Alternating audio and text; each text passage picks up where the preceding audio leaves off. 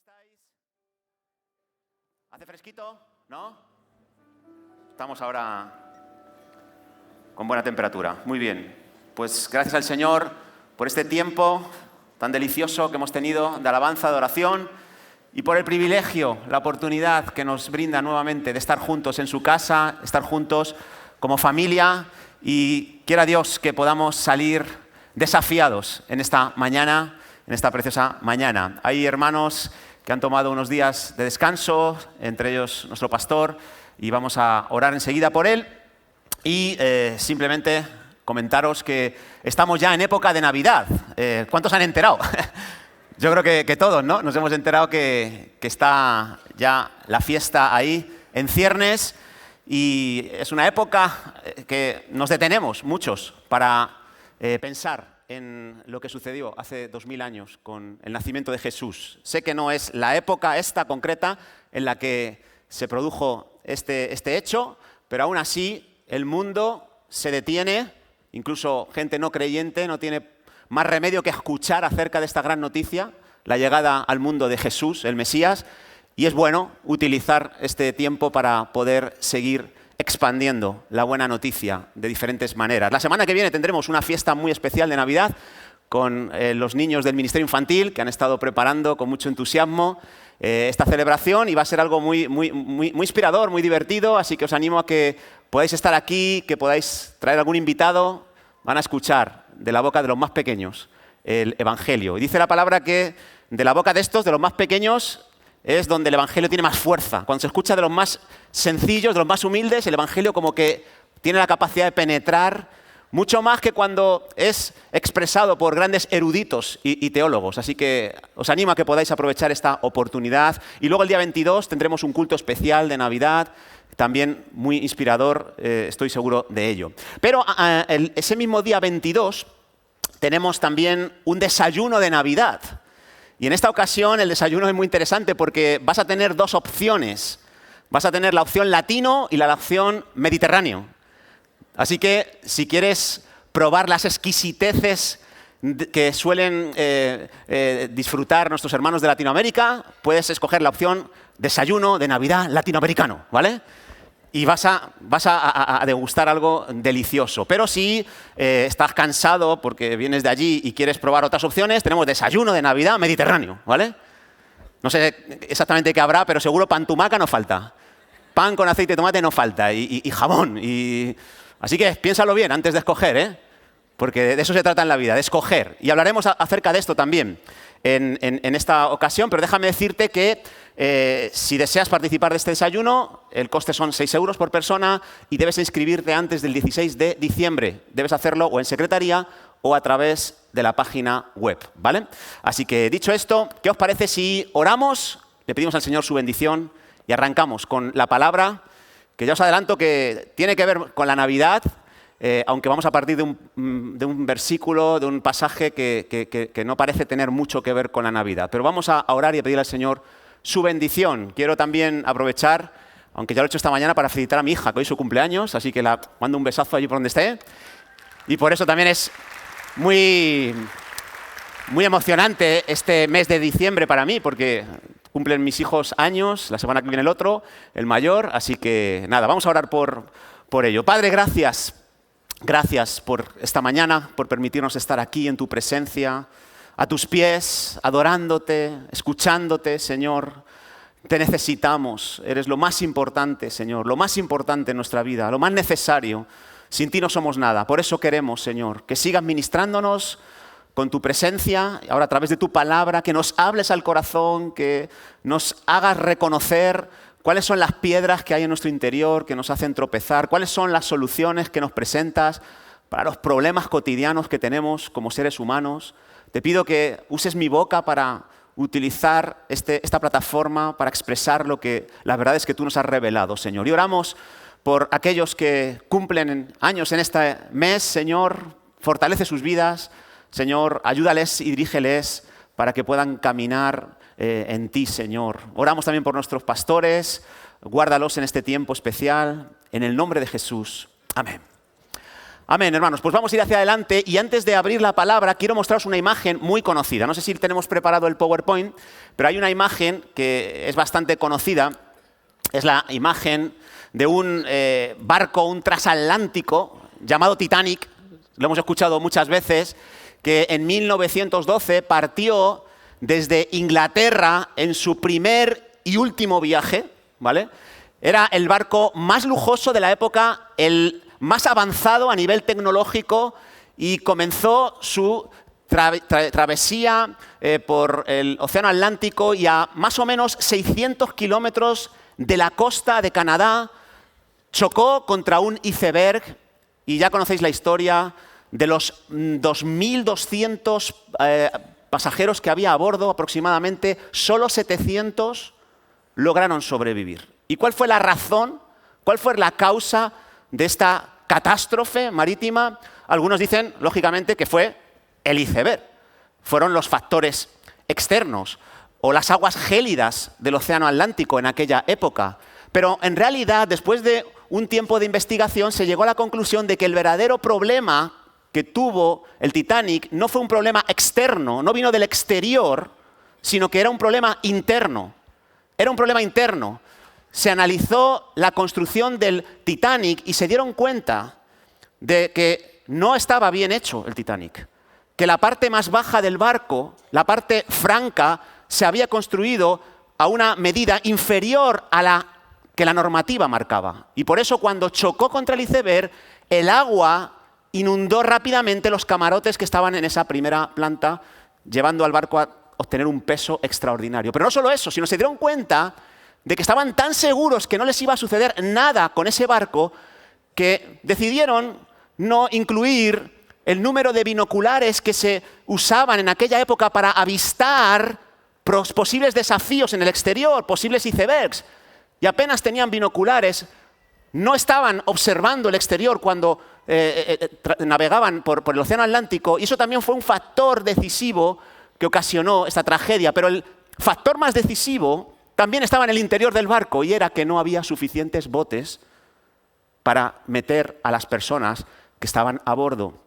Y tan solo unas 700 personas pudieron encontrar un lugar en esos botes que veis en la imagen. Así que el problema del Titanic no solo fue el golpe, la colisión con ese masa de hielo flotante llamada iceberg, sino que había un problema interno. No estaban lo suficientemente preparados para una crisis de esas características. Y pensando en esto, hermanos, pensaba también en cuáles son las verdaderas causas de los problemas que tiene la humanidad, de los problemas que tenemos los seres humanos. Y cuando yo hablo con expertos en la conducta humana, casi siempre las respuestas son que los problemas del ser humano son de tipo externo. Tienen problemas por las relaciones que llevan a cabo, especialmente las relaciones con sus padres. ¿Cuál es el problema de la humanidad? El problema está en las relaciones que tienen los seres humanos con sus padres. El tipo de relación que han tenido con ellos les va a condicionar, les va a marcar de manera decisiva y les va a hacer chocar, colisionar con las circunstancias a las que se van a enfrentar. El tipo de sociedad en el que viven es un factor decisivo para que la humanidad esté como está. Y sin embargo, hermanos, lo cierto es que la Biblia no piensa así, sino que piensa que el verdadero problema del ser humano es también de tipo interno, como el del Titanic. Hay un corazón salvaje en nuestro interior.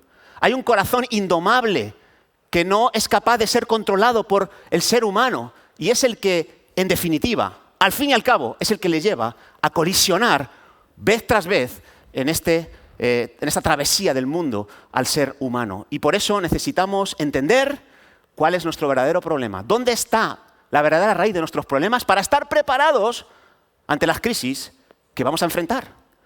Porque si asociamos nuestros problemas a factores equivocados, no vamos a poder enfrentar las crisis como tampoco lo pudo hacer el Titanic. La buena noticia es que la Biblia nos enseña cuál es el verdadero problema del ser humano y lo mejor de todo, también nos dice cuál es la solución. Y vamos a leerlo en Génesis capítulo 3 en esta mañana. Quiero que reflexionemos acerca de este pasaje que, como digo, va a revelarnos el verdadero origen de nuestros problemas, pero también nos va a ofrecer de manera clara la solución para no chocar con los icebergs de la vida. Dice así, Génesis capítulo 3. Dice, la serpiente era astuta, más que todos los animales del campo que Jehová había hecho. La cual dijo a la mujer, ¿con que Dios os ha dicho no comáis de todo árbol del huerto? Y la mujer respondió a la serpiente, del fruto de los árboles del huerto podemos comer. Pero del fruto del árbol que está en medio del huerto, dijo Dios, no comeréis de él, ni le tocaréis, para que no muráis. Entonces la serpiente dijo a la mujer, no moriréis, sino que sabe Dios que el día que comáis de él, serán abiertos vuestros ojos, y seréis como Dios, sabiendo el bien y el mal. Y vio la mujer que el árbol era bueno para comer y que era agradable a los ojos, que era un árbol codiciable, además, para alcanzar la sabiduría. Y tomó de su fruto y comió y dio también a su marido, el cual comió así como ella. Entonces fueron abiertos los ojos de ambos y conocieron que estaban desnudos, y entonces cosieron hojas de higuera y se hicieron delantales. Y oyeron la voz de Jehová Dios que se paseaba en el huerto al aire del día, y el hombre y su mujer se escondieron de la presencia de Dios entre los árboles del huerto. Mas Jehová Dios llamó al hombre y le dijo, ¿dónde estás? Y él respondió, oí tu voz en el huerto, tuve miedo, estaba desnudo y me escondí. Y Dios le dijo, ¿quién te enseñó que estabas desnudo? ¿Has comido del árbol del que yo te mandé que no comieses? Y el hombre respondió, la mujer que me diste por compañera me dio el árbol y yo comí. Entonces Jehová Dios dijo a la mujer, ¿qué es lo que has hecho? Y dijo a la mujer, la serpiente me engañó y comí. Y Jehová Dios dijo a la serpiente, por cuanto esto hiciste, maldita serás en todas las bestias, entre todas las bestias y entre todos los animales del campo. Sobre tu pecho andarás, polvo comerás todos los días de tu vida, y pondré enemistad entre ti y la mujer, entre tu simiente y la simiente suya. Esta te herirá en la cabeza y tú la herirás en el calcañar. Amén. Que el Señor bendiga su palabra nuevamente. Y son versículos muy conocidos, los hemos leído un montón de veces, hemos escuchado predicar acerca de ello muchísimo, pero vale la pena exponernos nuevamente a este texto para intentar dilucidar cuáles son las verdaderas causas de los problemas de la humanidad, cuál es la verdadera solución, la única solución que podemos nosotros obtener. Y quiero empezar hablando, en primer lugar, de este acercamiento que se relata aquí de Eva en solitario a la parte central del huerto del Edén, el huerto que Dios había creado para ellos. Aparece ahí, Eva se acerca y se enfrenta a una situación muy común, muy cotidiana, que tú y yo también nos enfrentamos. Una situación en la que vemos la posibilidad de tomar dos decisiones. Estamos ante dos opciones y dependiendo de la decisión que vayamos a tomar, las consecuencias serán unas u otras. Eva se acerca a un árbol llamado el árbol de la vida y otro que está al lado, que es el árbol de la ciencia del bien y del mal, y tiene que tomar una decisión. No lo sabe aún Eva, pero nosotros sí podemos decir que ella está enfrentando lo que se llama una prueba y a la vez una tentación. Está en un escenario concreto enfrentando dos opciones: pasar una prueba o experimentar una tentación. ¿Cuál es la diferencia entre una y otra? La prueba es algo que propicia a Dios, algo que origina a Dios. Dios estaba en medio de ese huerto cuando Eva se acercó a esos dos árboles y estaba probando a Eva. La prueba significa que Dios está queriendo llevar una situación a su creación para fortalecer su ser interior, su vida espiritual. Está queriendo fortalecer su fe. Está queriendo llevarle a una situación que le permita confiar en mayor medida en su Creador. Pero al lado está otro ser, un ser maligno llamado Satanás, en forma de serpiente, y está con otras intenciones. Quiere llevar a esa mujer a una situación de decadencia, a una situación de separación con Dios. Quiere destruir a esa mujer, quiere sacar lo peor de esa mujer, quiere aniquilar su fe, quiere aniquilar su vida espiritual, quiere violar su vida espiritual, su alma, destrozarlo. Así que ella se acerca y tiene esas dos opciones. Y déjame decirte algo, esto es algo que tú vas a experimentar en los próximos días, en el día de hoy, y que llevas experimentando desde que pusiste un pie aquí en la tierra. Situaciones en las que aparentemente son neutras, pero hay dos opciones, hay dos fuerzas opuestas que están operando en tu vida. Déjame darte algunos ejemplos. Uno de los pastores que más han inspirado mi vida se llama Rick Warren. No sé si habéis oído hablar de él, seguro que sí. Tuve el privilegio de conocerle hace unos años, estuve en California en su iglesia y me impresionó la pasión que tiene por Jesús, su pasión por Dios, su pasión por el servicio, el amor tan espectacular que tiene, su vocación de servir a los demás. Me impresionó muchísimo, pero hay algunas historias que él cuenta acerca de su vida. Él ya se ha jubilado hace unos 4 años, pero sigue sirviendo de otra manera al Señor. Pero él cuenta algunas experiencias que podrían asimilarse a lo que estoy explicando aquí de Eva. Recuerdo que él comentaba que hace 22 años más o menos, él escribió un libro llamado Una vida con propósito, seguro que muchos lo habéis leído, y sin que él se lo propusiera, ese libro se convirtió en el libro cristiano más vendido de toda la historia, solo por detrás de la Biblia. Imagínate eso en términos económicos lo que significa. Millones y millones de dólares que le cayeron de la noche a la mañana. Fama y reconocimiento internacional. ¿Ante qué estaba? Rick Warren estaba ante una prueba y a la vez ante una tentación. Cuando él experimentó esa dicha, llamémosle así, dice él que lo primero que se le viene a la cabeza es decir, bueno, ya se me ha solucionado la vida. Todo este dinero lo puedo utilizar para mi bienestar. Puedo comprarme una isla y vivir en ella hasta que me muera. ¿Qué digo yo, vivir en ella hasta que me muera? Mis hijos y mis nietos pueden vivir allí plácidamente hasta que se mueran. Puedo hacerme una casa impresionante en forma de palacio. Puedo tener los mejores coches, criados. Puedo usar todo esto. Y le pasó por su mente vivir más tranquilamente después de tantos años de ministerio. Pero a renglón seguido le vino otra idea a su mente en la que le recordó cuál es la primera frase de su libro. El primer capítulo. ¿Cómo se titulaba? Se titulaba No se trata de mí, se trata de Dios. No se trata de mí, se trata de Dios. Y entendió claramente que la situación que le había acontecido era una prueba de Dios, para ver si era capaz de actuar conforme a lo que acababa de escribir en ese libro. Y decidió usar todo ese dinero para el progreso del reino de Dios. Devolvió todo el salario que durante años había recibido de la iglesia, hizo una inversión en cuanto a la ley del diezmo, empezó a dar el 90% de sus ingresos y a vivir con el 10%, no se mudó de vivienda, no cambió su coche. Cuando yo fui, tenía una camioneta vieja que incluso tenía todavía para escuchar música un cassette con los cassettes, las cintas de cassette.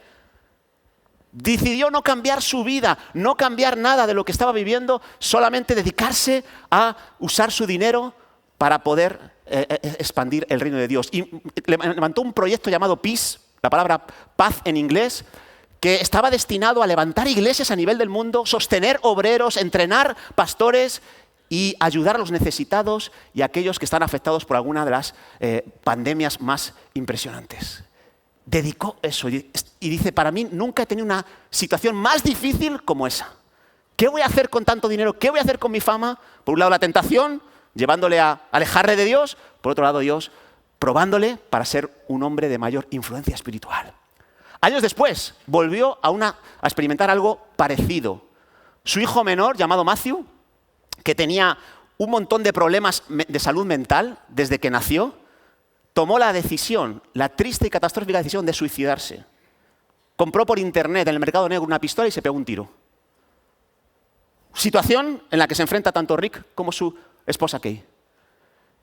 Y de pronto, la tentación de sentirse culpable, de sentirse responsable porque su hijo ha tomado esa decisión, la tentación de abandonar el ministerio porque se considera un mal padre, se considera un mal líder espiritual. De hecho, por las redes le bombardearon y le atacaron en esta dirección. Pero por otro lado, el Señor mostrándole de que podría utilizar esa situación como una prueba que le catapultara espiritualmente.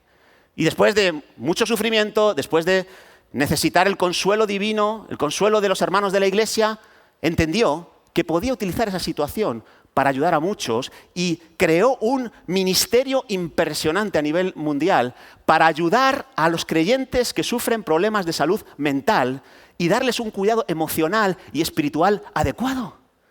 Y convirtió esa situación crítica en una oportunidad para crecer y para multiplicar su impacto espiritual.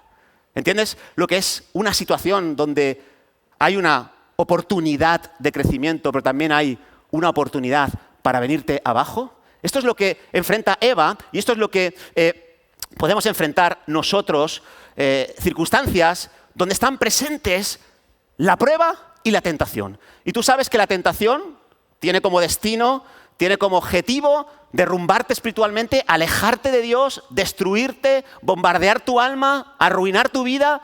Y por eso es importante que cuando nos encontremos ante esas situaciones podamos discernir, podamos detectar claramente cuál es la fuerza que nos lleva a la tentación y cuál es la que nos lleva al crecimiento espiritual. Así que quiero que hablemos acerca de cómo detectar la tentación. ¿Cómo es el patrón general que sigue la tentación? Porque te vas a enfrentar, te lo digo, a situaciones así, donde la serpiente astuta te va a estar seduciendo para arrastrarte fuera de Dios. Y tenemos que ser capaces de entender cómo funciona la tentación, cómo opera, cómo se la alimenta, cómo se la aviva, para desecharla de nuestras vidas.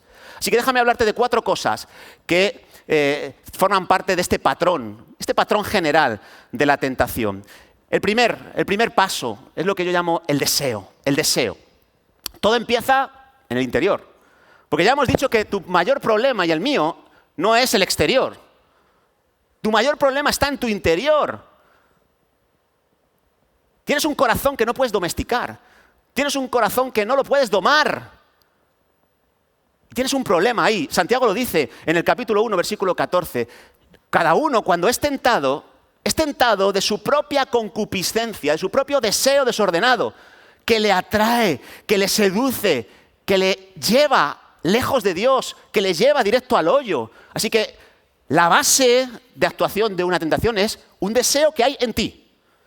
Si no hubiera un deseo desordenado en ti, nunca serías tentado. Nunca serías seducido por el mal, jamás. Pero el tema es que hay deseos desordenados en ti y tenemos que ser capaces de entender eso. La tentación comienza por ese deseo que hay en ti, ese deseo interno, que puede ser neutro, puede ser inofensivo, pero si alimentas ese deseo y pierdes el control sobre él, entonces es cuando empiezas a tener problemas.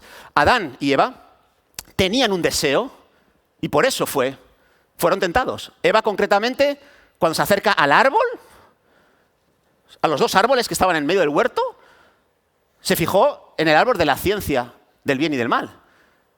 ¿Y qué vio? Pues vio un árbol que no estaba mal. Que incluso a lo mejor en apariencia podría estar mejor que el árbol de la vida del cual podía comer. Vio el fruto y dijo, es apacible, es delicioso, es agradable. ¿Qué está pasando ahí? Y de pronto recibe una influencia externa y le dicen, oye, además de ser delicioso, ya te lo digo yo, es un árbol que te va a producir sabiduría. Te va a dar un entendimiento, unas capacidades, unos conocimientos. Y recuerda, el conocimiento es poder. En cuanto adquieras estos conocimientos, te pones al nivel de Dios. E puedes hasta superarle a Dios. ¿Qué había en el corazón de Eva? ¿Qué deseo había? Seguro que tenía hambre. Seguro que tenía hambre, porque si no se hubiera fijado en ese árbol. Abro un paréntesis. Hermanos, cuando vayáis al supermercado, ir comidos, ¿vale? Lo digo porque si no vais a caer en la tentación de tomar el fruto que no corresponde. Vais a comprar chocolate, bombones, no sé, snacks, ¿no? Pero si tú vas comido, no tienes deseo de comer. De hecho, si vas bien comido, te aborreces todas estas cosas. No vas a comprar nada que no tengas que comprar, ¿vale? Cierro paréntesis. El árbol era tan delicioso y le tentó porque había un deseo de hambre, como le pasó a Jesús en su primera tentación en el desierto. ¿Por qué pudo ser tentado de alguna manera? Porque llevaba 40 días sin comer y le ofrecieron la posibilidad de comerse una piedra transformada en pan. Y eso, había un deseo de hambre, había un deseo de comer en Jesús. Y lo mismo había en Eva, pero además en Eva también había unas inquietudes, había unos intereses intelectuales. Eva era perfecta, fue creada perfecta junto a Adán, pero tenían necesidades, tenían inquietudes.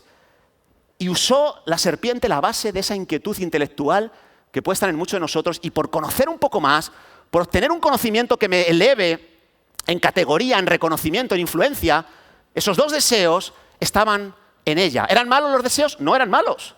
Dios los había puesto en ella. El deseo de comer, el deseo de conocer más. Déjame ponerte otro ejemplo para que veamos los diferentes deseos que pueden haber en nosotros y que son base para una tentación. Hay una historia, Sansón y Dalila. Sansón, el gran juez de Israel, uno de los más impactantes, los más poderosos. Él también se encontró ante una situación donde tenía que tomar una decisión. Se encuentra con una mujer llamada Dalila, que era hermosa, no, lo siguiente, pero además de hermosa era cariñosa, era comprensible, era tierna, era deliciosa, era dulce. Pero era filistea. Estaba ahí, ese era el árbol. El árbol de Sansón era ese.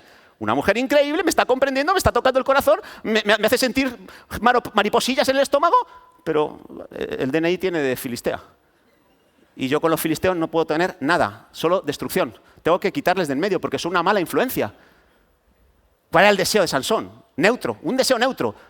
Un deseo de amor, un deseo de compañía, un deseo de compartir su vida con otra persona, un deseo de ser comprendido por otros, un deseo de no estar solo. Porque Sansón vivió mucho tiempo solo. Eso era algo que estaba en él y no era malo. Por ejemplo, Saúl, ¿os acordáis de la historia de Saúl cuando está siendo atacado por los filisteos y le han sitiado y necesita saber lo que tiene que hacer? Está ante una situación crítica, no sabe muy bien cómo responder ante esa situación crítica y busca directrices en Dios. Pero Dios no le dice nada, ni por visión, ni por sueño, ni por el sacerdote, ni por profeta. Entonces alguien le dice, oye, hay una adivina, hay una agorera, hay alguien que consulta con el más allá que suele dar buenos pronósticos, suele dar buenos presagios. ¿Por qué no la consultas y te puedes sacar de dudas y dar algunas pautas interesantes? ¿Cuál era el deseo que había en Saúl? Recibir información, asegurarse que los pasos que iba a dar iban a ser los correctos y le iban a ayudar a enfrentar esa situación crítica contra los filisteos. ¿Está mal desear eso? ¿Está mal desear directrices, información, guía? No está mal. Otro caso, Ananías y Zafira. Se encuentran también en el huerto ante su árbol particular, se llama Bernabé. Bernabé, un hombre de Chipre, que acaba de vender todas sus posesiones y las ha entregado en manos de los apóstoles en la iglesia de Jerusalén para que se repartan hacia todos los pobres.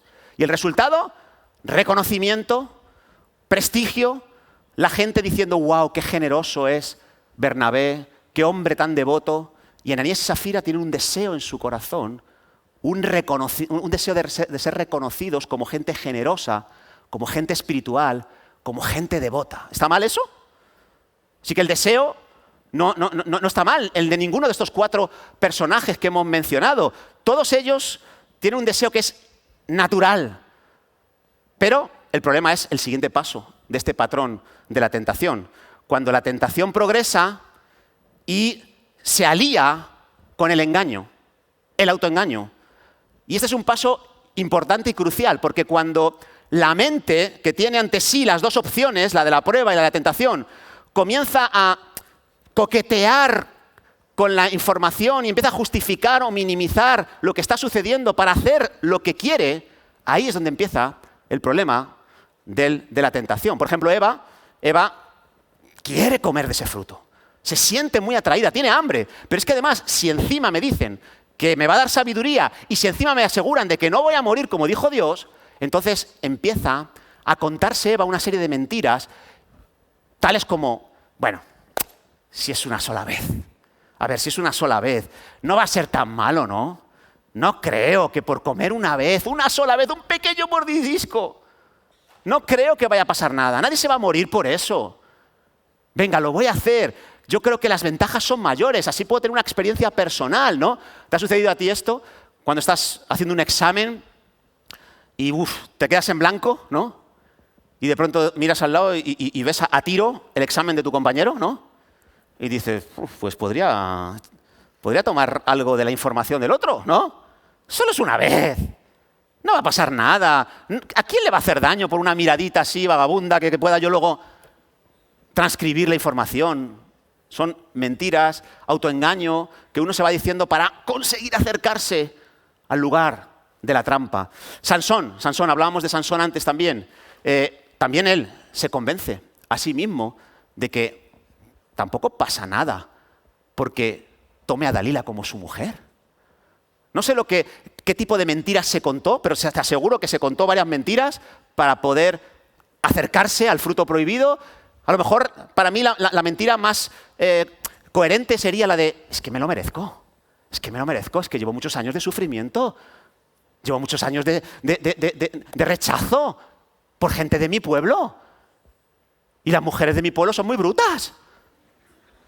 Y ahora me encuentro con esta delicada florecilla que me está entendiendo como nunca me ha entendido nadie. Es que me está tocando el corazón. Me lo merezco. Que he sufrido mucho, que he trabajado mucho. Hombre, un poquito por favor. Hay gente así, ¿no? Hay gente que dice, es puente de diciembre. Voy al límite a nivel económico, tengo deudas que pagar, pero es que me voy a dar un capricho. Me voy a ir de puente, yo que sé, a un hotel, a una playa, a un balneario, me voy a gastar un dinerito porque es que no va a ser todo trabajar, ¿no? Es que me lo merezco. Ya te lo mereces, pero luego cuando vuelvas la deuda aumenta, las dificultades te aumentan también, los conflictos familiares, y ese me lo merezco es una manera de autoengañarte y de meterte en una trampa difícil de salir. Le pasó también a Saúl. Saúl se convence a sí mismo de que, bueno, yo sé que consultar a adivinos, agoreros, no es lo correcto. De hecho, la ley lo deja bien claro, que no consultes a nadie, y menos para preguntar a los muertos, como es tu deseo de preguntar al profeta Samuel a través de la divina, a ver si te da directrices.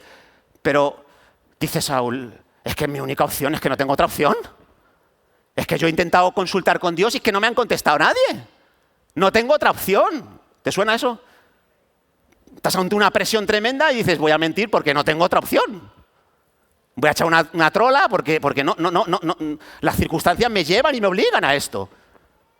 Yo no puedo hacer otra cosa. Voy a mentir. Ananías y Zafira también empezaron a transmitirse mentiras y se convencieron a sí mismos de que decir que yo había vendido mis posesiones en 10.000 y dar 5.000, pero decirles que he dado todo, no habría nada de malo. Si nadie se entera, ¿dónde está el problema? Si yo les digo, mira, esto es todo lo que yo he obtenido de las ventas de mis posesiones y la quiero entregar todo para la iglesia. Si no se enteran, ¿qué más les da a ellos, no? ¿Te suena esa mentira? He conocido a cónyuges que han sido infieles a sus mujeres y han dicho, bueno, si con tal de que no se entere mi mujer, no tiene por qué perjudicar la relación. Mientras no se entere, ¿qué más da? Mentiras. Mentiras que nos decimos a nosotros, y cuando esas mentiras se asocian a nuestros deseos, los resultados son catastróficos. Y por eso es importante identificar en este punto las mentiras, las pequeñas mentiras que nos estamos diciendo antes de que se conviertan en grandes problemas. Porque una vez que creemos esas mentiras, es mucho más fácil cruzar esa línea roja, esa línea de no retorno, y pasar a la siguiente fase, la de las acciones. La de las acciones. Aquí es donde el deseo y el engaño se concreta en una acción y terminamos haciendo lo que no debíamos hacer. Eva, después de contarse sus propias mentiras, que tengo hambre, es que por un poquito no va a pasar nada, coge del fruto, lo toma y lo comparte con su marido, el cual también mordió aquel fruto. Sansón, después de autocompadecerse y pensar de que se merecía a Dalila, le cuenta su secreto y le dice que su fuerza radica en el pelo, en tener el pelo largo, y le deja en bandeja a Dalila la oportunidad de debilitarle y de destruirle. Saúl también, Saúl consulta finalmente a esta adivina de Endor y le pide que le ponga en contacto con el espíritu del difunto profeta Samuel, que le quiere consultar para ver qué tiene que hacer con los filisteos. Y Ananías y Zafira, después de vender su propiedad, retienen una parte del dinero y le dicen a Pedro y a toda la congregación que están dándolo todo como Bernabé. Están dándolo todo. Y caen en esa situación tan calamitosa. Y después de la acción, después de que el deseo y el engaño se concretan en una acción, viene el cuarto paso de este patrón general de la tentación, que son las consecuencias. Las consecuencias. Toda acción trae consecuencias, eso lo sabemos. Y a veces las consecuencias pueden ser inmediatas, pueden experimentarse a medio plazo o a largo plazo, pero siempre hay consecuencias cuando optamos por seguir las directrices del tentador. Siempre hay consecuencias.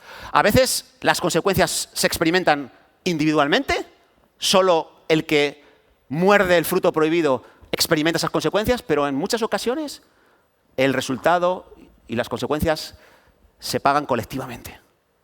Otros que no tenían nada que ver sufren los daños de esa decisión.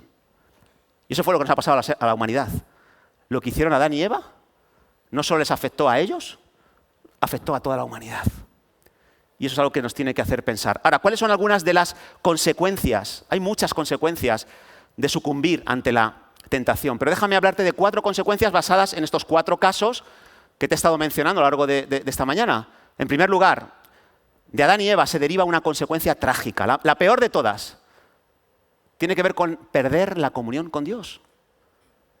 Perder la conexión, la intimidad con Dios. La peor de las consecuencias que experimentó Adán y Eva fue que ya les robó su apetito por Dios. Al día siguiente, Adán y Eva no fueron a la cita que tenían todos los días con Dios. Dios sí fue a la cita, ellos no fueron. Y Dios les estuvo buscando y les preguntó, ¿dónde estáis? Y se habían escondido de Dios. Siempre que caemos en la tentación, siempre que la tentación da a luz el pecado, hay un efecto inmediato que es que hay algo de nuestra sensibilidad y de nuestro deseo de conectar con Dios que se va difuminando, se va diluyendo y dejamos de acudir a nuestra cita con Él, muchas veces por culpabilidad, por condenación, por pensar de que ya Dios no nos va a recibir después de lo que acabamos de hacer, después del bocado que le he dado yo al fruto. ¿Voy a volver yo a la comunión con Dios? Y entonces perdemos esa comunión con Dios, pero también Adán y Eva perdieron la comunión entre ellos. Tú lo sabes. Nunca habían tenido una discusión hasta ese momento. El pecado hace que se pierda la comunión que tenemos con las personas que nos rodean. Y muchas veces el pecado daña la comunión que debemos tener con el pueblo de Dios, con nuestra familia en la fe.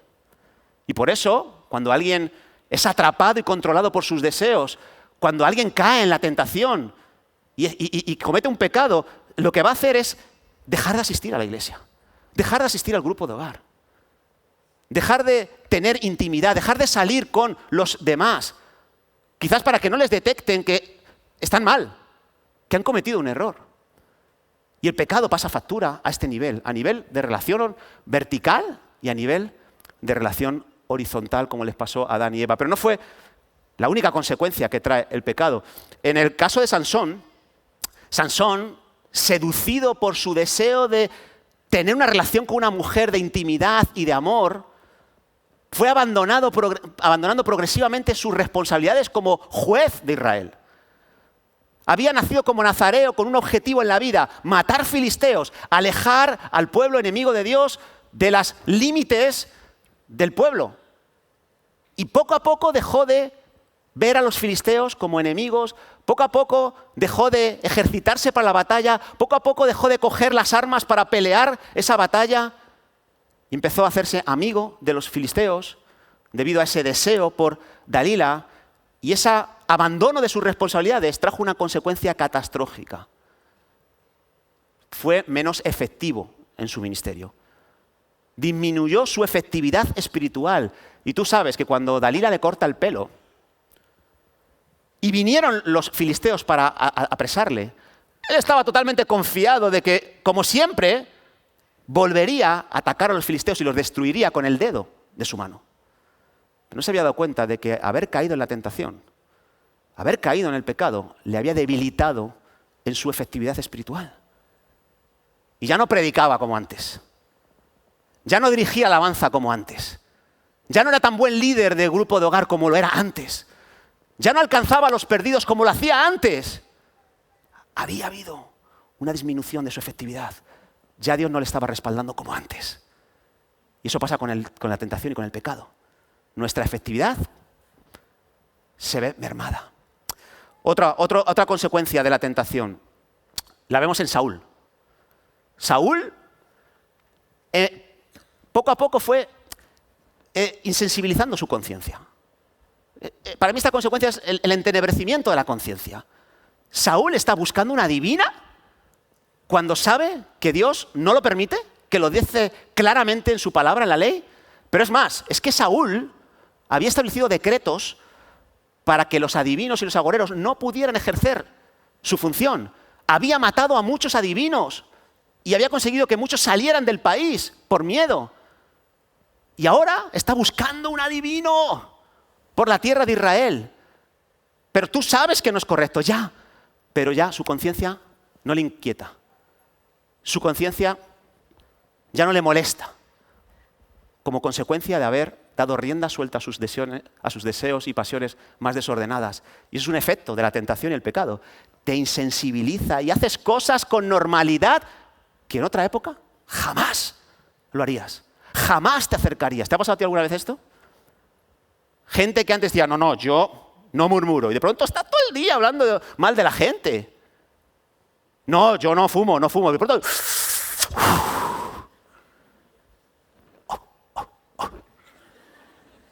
Y tan tranquilo. Antes te escondías. Ahora ya ni te escondes. Ya da igual. Tu conciencia cada vez te inquieta menos.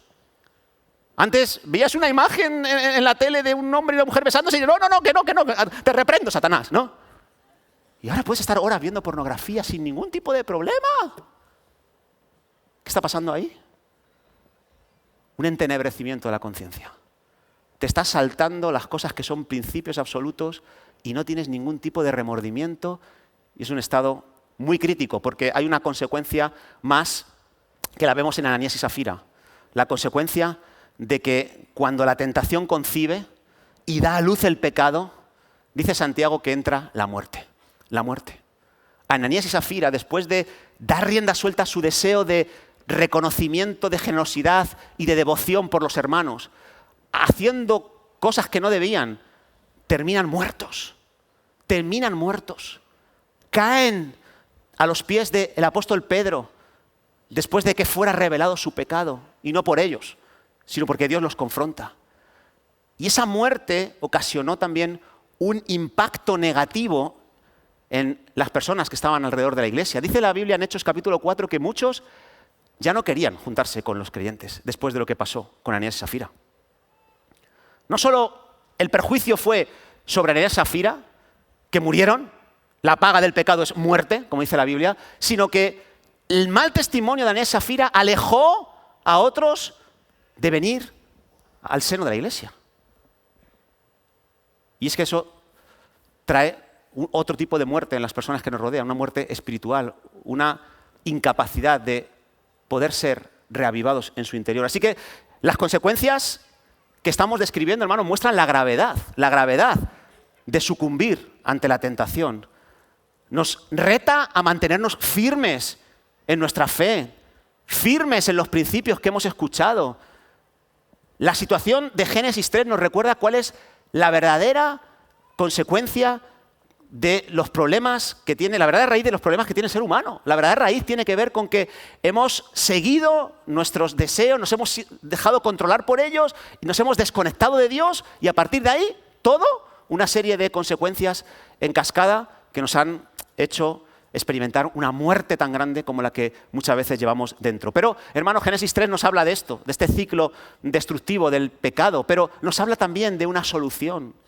El problema de la humanidad es que seguimos repitiendo los patrones equivocados de Adán y Eva y sufrimos las mismas consecuencias de Adán y Eva, pero Génesis 3 nos dice que la solución es la misma que se le fue revelada a Adán y Eva. Fíjate lo que dice Génesis capítulo 3, versículo 15, aunque voy a coger una frase del versículo 14. Génesis 3 nos habla un poco de cómo resolver este gran problema, este gran dilema de la humanidad. Dice: y dijo Dios a la serpiente, pondré enemistad entre ti, serpiente, y la mujer, entre tu descendencia y la simiente de la mujer.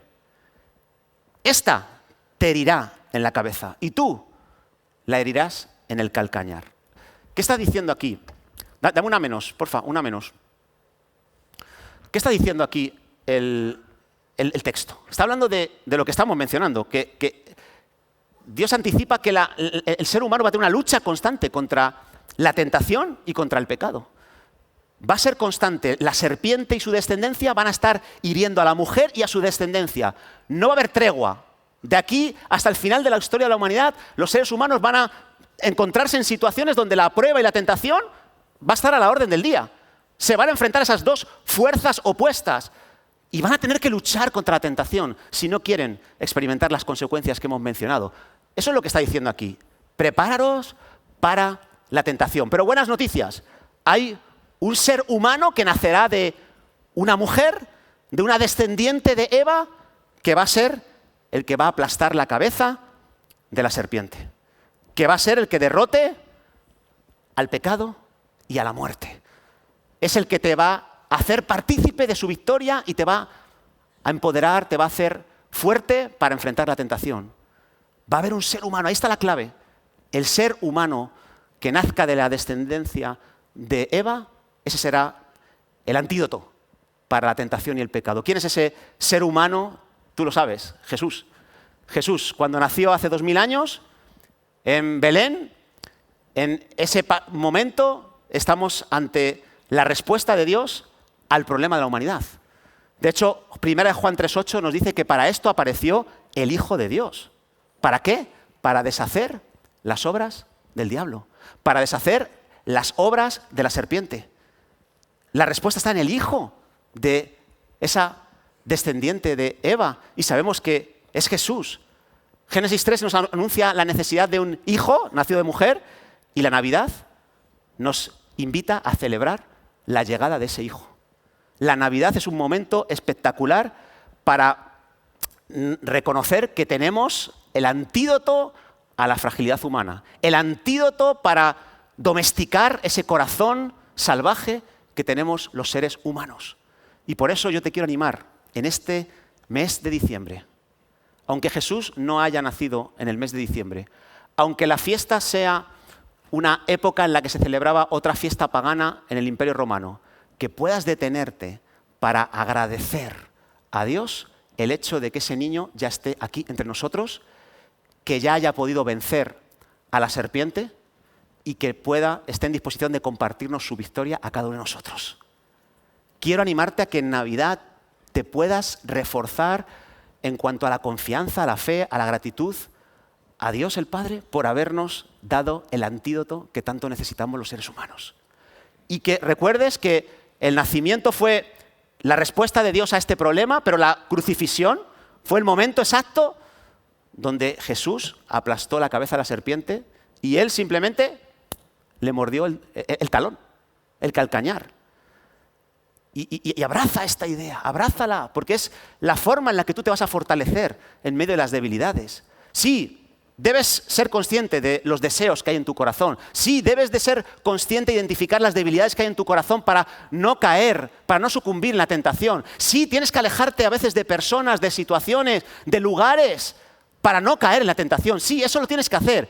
Pero por encima de eso, fija tus ojos en Jesús, que es el antídoto para la tentación. Afiánzate en la fe en Jesús, que fue el que te puede dar la fuerza para sostenerte en medio de la tentación.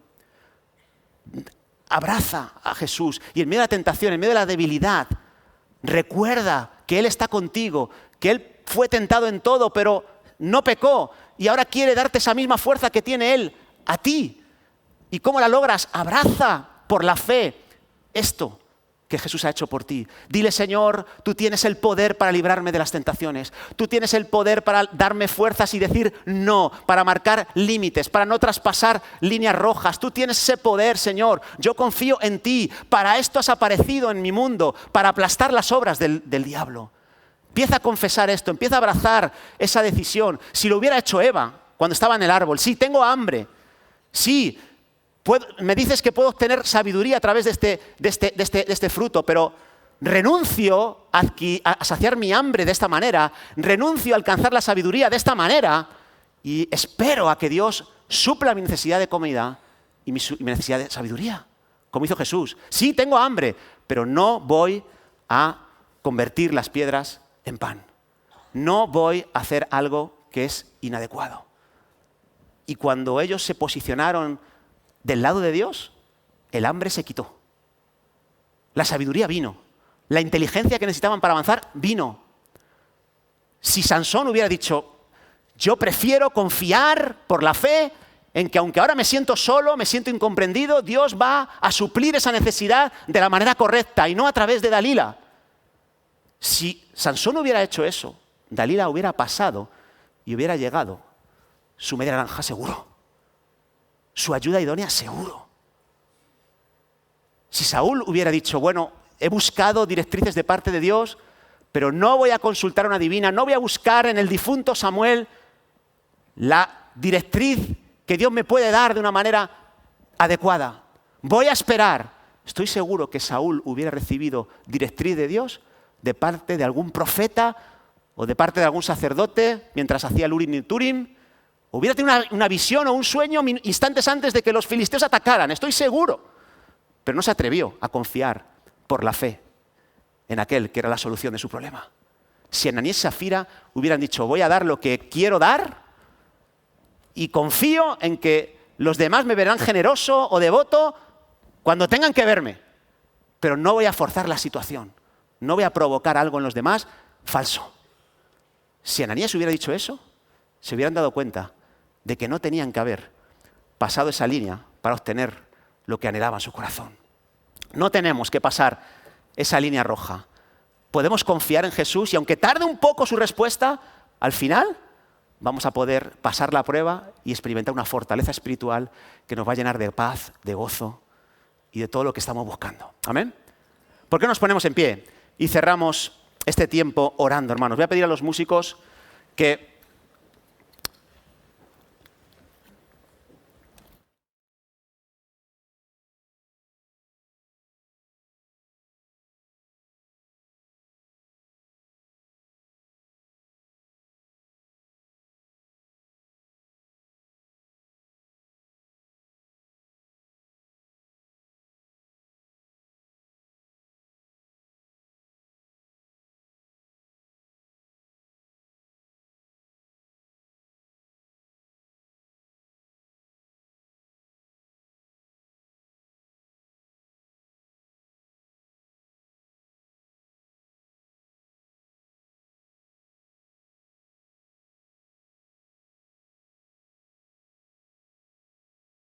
y se pusieron al servicio de las personas.